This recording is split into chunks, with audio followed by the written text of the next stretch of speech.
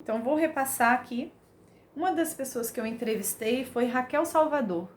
Ela é professora e pedagoga. E dentro dessa primeira pergunta que eu fiz, qual o limite do aprendizado? A resposta dela foi a seguinte: é muito complexo. Foi bem perto daquilo que eu escrevi na minha introdução. Ela também respondeu dessa mesma forma. É bem complexo, porque depende, se pegarmos Jean Piaget, por exemplo, existem fases para cada etapa do aprendizado. Assim, de 0 a 3 operações concretas, de 3 a 6 anos, concretas passando para as abstratas. Mas tem vertentes montessorianas, freirianas e behavioristas. O limite do aprendizado, por exemplo, é uma questão muito vaga, porque não há só um aprendizado, mas vários. Então, eu não poderia dar uma resposta fechada sobre essa pergunta. É a mesma coisa que eu coloquei aqui na introdução, né? Que eu também tenho essa ideia de aprendizagem. Não existe como explicar o limite, né, disso, o aprendizado. Porque além de ser complexo, estamos o tempo todo aprendendo sobre tudo, né? E principalmente pela curiosidade que temos, né? Já faz parte desde lá da época da pré-história, né? Chegamos até hoje porque o homem sempre esteve em constante aprendizado, busca, né, por conhecimento. Então, eu acho que o aprendizado é algo muito grandioso, não tem como limitar, né? E na segunda questão, qual a participação do aprendiz no processo de aprendizado? Isso eu acho muito, muito importante. Eu acho uma questão muito importante, interessante e que tem que ter um carinho especial com essa resposta. A resposta da Raquel Salvador foi a seguinte: na questão 2, sobre o qual você está fazendo, sobre a participação do aprendiz, é que ele é o protagonista de seu processo de aprendizagem e o professor é o mediador. Essa é a ideia dela, né? Que o aluno é o ponto principal, né? E nós, educadores e professores, temos que estar sempre mediando, né, o que está sendo passado e organizando, né, ajudando a organizar as ideias, os pensamentos, mas deixando com que eles façam essa busca, né? A busca e as pesquisas, as ideias vindo deles, né? O conhecimento vindo deles e nós, como educadores, ficamos ali organizando e mediando todas essas informações. Coloquei também um ponto aqui, meu, né, particular. Coloquei da seguinte maneira: penso que para o aprendizado seja bem feito, o aprendiz tem que ser o centro de toda a informação que será passado. Mas para isso temos que dar condições para que ele possa ser capaz de pesquisar. Exatamente o que eu, né, tinha falado antes.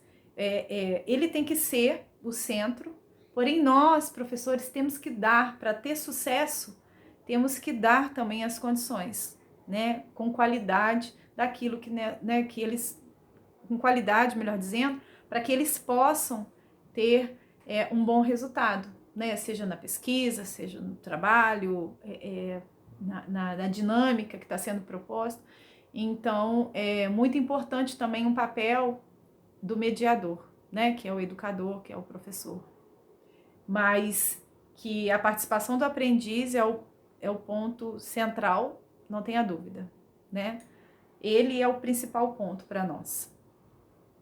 Qual a natureza da aprendizagem?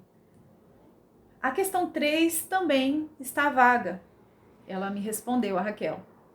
Entendo que a natureza da aprendizagem seja uma relação dialógica entre o aluno, professor e objeto do estudo.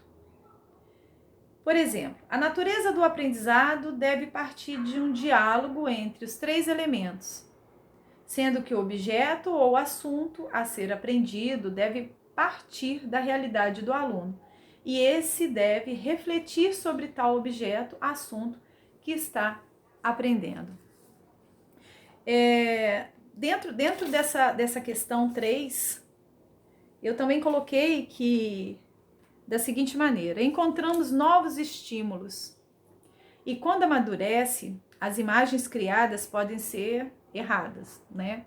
Então, isso é a natureza do aprendizado, da forma que ela vem também, pode ser errada, né? Pode ser de uma forma que a gente possa estar remanejando, moldurando de uma forma melhor. E isso é muito sério porque, principalmente na fase inicial da vida, né? As informações da forma que chega também tem que ser moldada, né?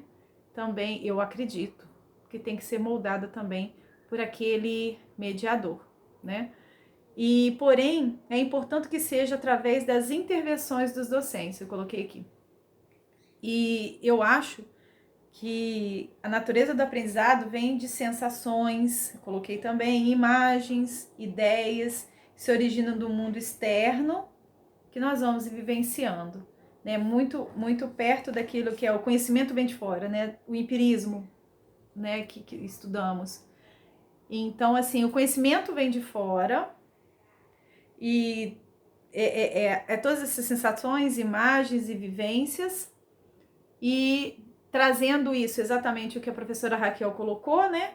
Que refletir sobre tal assunto que está sendo aprendido. O exemplo, a natureza da aprendizagem a partir do diálogo entre os 3 elementos, sendo que o objeto ou assunto a ser aprendido deve partir da realidade do aluno, é exatamente o que eu estou querendo dizer. Essas sensações, essas imagens, essas ideias, as vivências que eles têm, partindo disso daí, para que a gente possa ter um êxito positivo dentro do conhecimento deles. Então, eu achei essa pergunta bem interessante e bem grandiosa, né? Ainda há muita coisa para se conversar, pesquisar, e gostei bastante dessa pergunta. O que é fracasso escolar? A Raquel colocou da seguinte maneira. A pergunta 4, o fracasso escolar é quando a escola não promove uma educação libertadora, questionadora, preparando o aluno para o trabalho e a autonomia. E o fracasso escolar ocorre também com a falta de políticas públicas, excelência na formação de professores e não olhar para cada aluno como um sujeito único e com suas particularidades. Eu acho essa situação de olhar para o aluno como um sujeito único, eu acho isso muito importante. Na minha visão, na minha forma de compreender, né, todas essas perguntas, todas essas questões que foi colocada aqui, quando a gente fala sobre qual a natureza, isso tudo não adianta a gente implementar, né, e tentar complementar se a gente não respeitar aquele ser que está aprendendo, quando nos colocamos como, né, mediador, como professor, como docente. E eu anotei da seguinte maneira o meu parecer. A maneira com que a família se relaciona com o aluno pode afetar diretamente no sucesso, né, da educação ali, do aprendizado dele, do aluno. Penso que o fracasso pode vir quando a escola não tem um olhar apurado para essa situação, não fazendo com que o aluno seja o centro do aprendizado, né, exatamente o que eu acabei de falar, quando a gente não olha para o aluno como o principal, né, o protagonista, quando a escola não observa, não tem esse propósito, né? Então, isso com certeza o sucesso não vem e o fracasso é certo. Quando o aluno seja o centro do aprendizado, não respeitando o ritmo, essa é bem próxima daquilo que ela colocou, o ritmo, o qual cada aluno tem ao aprender, analisando qual é o melhor caminho devemos seguir, observando o limite de aprendizado de cada um.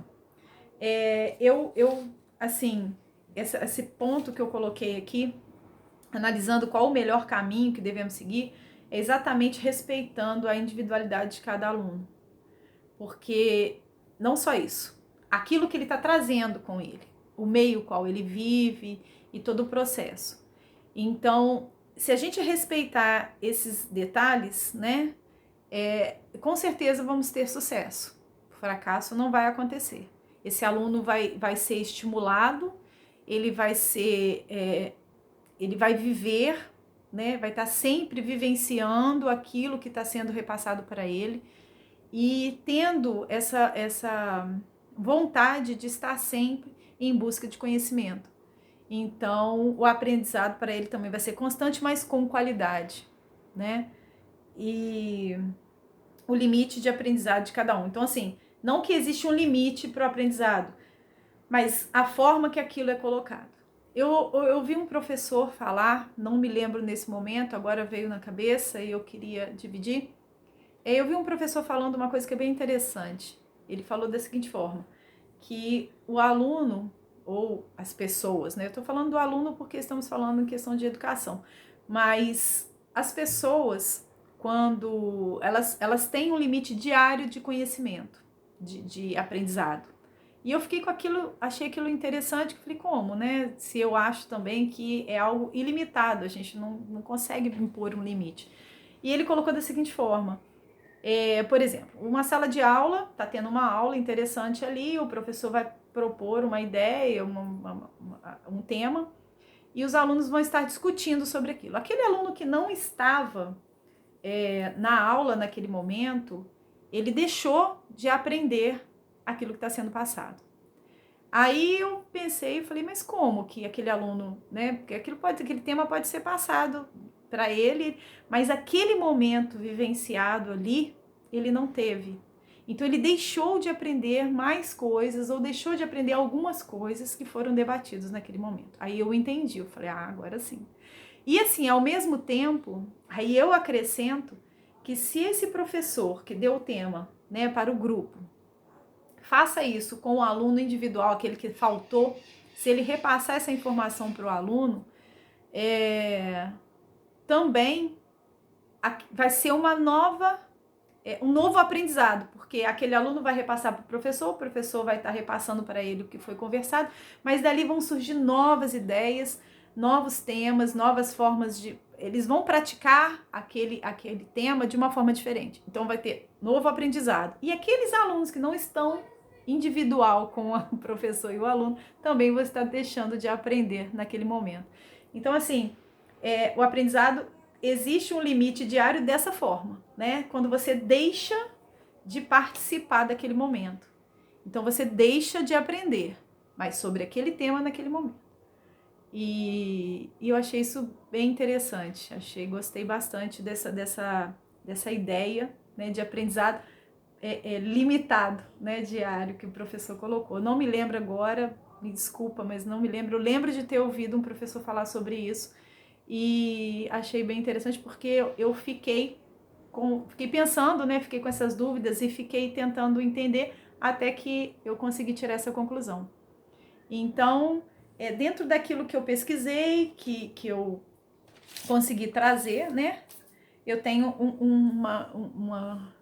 uma passagem aqui do Jerome Brunner, que acredita que há dentro do indivíduo, desde o nascimento, forças poderosas que o levam à aprendizagem, como a curiosidade, o desejo de adquirir competências e o desejo de trabalhar cooperativamente com outras pessoas, o qual Brunner chama de reciprocidade. Isso é muito interessante, porque essa vontade de estar sempre com o outro, dividindo o momento e isso dividindo uma experiência. Essa é a minha conclusão do meu trabalho, espero que tenha gostado e espero que eu tenha